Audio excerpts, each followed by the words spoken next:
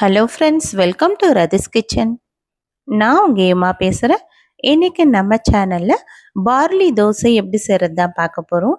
Friends, weight loss பண்ணுறதுக்கும் உடம்பு ஆரோக்கியமாக இருக்கிறதுக்கும் சுகர் கண்ட்ரோலாக இருக்க இது போல் அரிசி சேர்க்காத பார்லி தோசை எப்படி செய்யலாம் தான் பார்க்க போகிறோம்.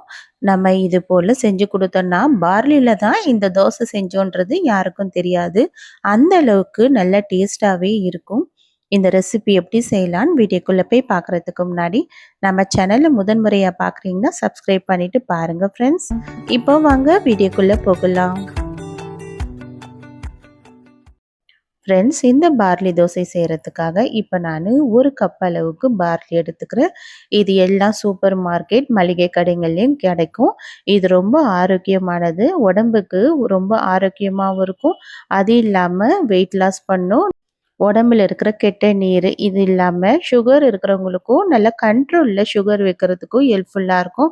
இது கூடவே 1/2 கப் அளவுக்கு பாசிப்பருப்பு எடுத்துக்கலாம்.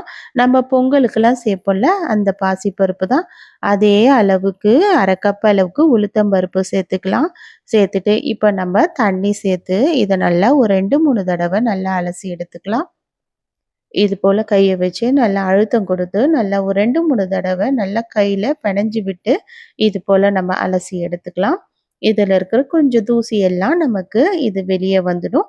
இப்போ நல்லா 2-3 தடவை நல்லா அலசினதுக்கு அப்புறமா இதில் நம்ம தண்ணி ஊற்றிட்டு குறைஞ்சது ஒரு 5 மணி நேரமாவது நல்லா ஊற வைக்கணும்.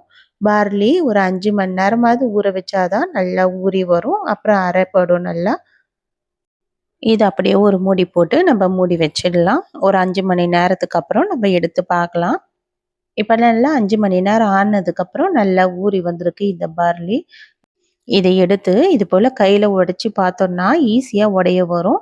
நமக்கு உளுத்தம் பருப்பில் நல்லா ஊறிச்சுன்னா நல்லா உடஞ்சி வரும்ல, அது போல் நல்லா உடஞ்சி வரும். இது நல்லா ஊறி இருக்குன்னு அர்த்தம். இப்போ நம்ம இதை எடுத்து அப்படியே ஒரு மிக்ஸி ஜாரில் சேர்த்து அரைச்சிக்கலாம். நான் கொஞ்சமான அளவுக்கு தான் இன்னைக்கு நான் இந்த பார்லி எல்லாம் ஊற வச்சேன். அதனால் மிக்ஸி ஜாரில் அரைச்சிக்கிறேன். நீங்கள் அதிகமான அளவு யூஸ் பண்ணுறதா இருந்தால் கிரைண்டரில் கூட சேர்த்து அரைச்சிக்கோங்க. ஈஸியாக இது நல்லா அரைப்பட்டு வந்திருக்கு. நமக்கு தோசை மாவு பதத்துக்கு நல்லா இது போல் அரைச்சி எடுத்துக்கலாம். இது நல்லா ஈஸியாக நல்லா மழன்னு நல்லா மசிஞ்சு வந்துடும். இது நல்லா மசிச்சதை எடுத்து ஒரு பாத்திரத்தில் மாற்றிக்கலாம். மாற்றிட்டு மீதமுள்ள எல்லாம் பார்லி பருப்பெல்லாம் சேர்த்து அரைச்சி எடுத்துக்கலாம். அரைச்சி எடுத்துட்டு இப்போ நம்ம இதுக்கு தேவையான அளவுக்கு உப்பு சேர்த்துக்கலாம். இதுக்கு ரொம்ப அதிகமாக உப்பு சேர்க்கக்கூடாது. ஏன்னா இதுக்கு ரொம்ப அதிகமான உப்பு தேவைப்படாது. நம்ம நார்மலாக இட்லி தோசைக்கு நம்ம உப்பு சேர்ப்போம்ல, கொஞ்சம் அதிகமாக சேர்த்து தான் நம்ம கரைச்சி விடுவோம். ஆனால் இந்த பார்லிக்கு ஒரு 1/2 ஸ்பூன் அளவுக்கு மட்டுமே நான் உப்பு சேர்த்து கரைச்சி விட்டுக்கிறேன்.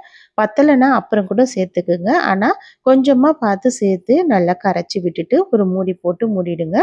ஒரு 5 மணி நேரமாவது குறைஞ்சது புளிச்சு வரட்டும். இப்போ நல்லா ஒரு 5 மணி நேரம் ஆயிடுச்சு. ஆனதுக்கப்புறம் இந்த மாவு நல்லா புளிச்சு பொங்கி வந்திருக்கு. இந்த அளவுக்கு வந்ததுக்கப்புறம் நம்ம தோசை ஊற்றுறதுக்கு தேவையான அளவுக்கு தண்ணி சேர்த்துட்டு இது நல்லா இது போல் கரைச்சி விட்டுக்கலாம். இப்போ நல்லா இந்த அளவுக்கு கரைச்சி விட்டாச்சு. ரொம்ப தண்ணியாகவும் கரைக்கக்கூடாது. இது நல்லா கொஞ்சம் திக்கான பதமாக தான் நம்ம கரைச்சி விடணும்.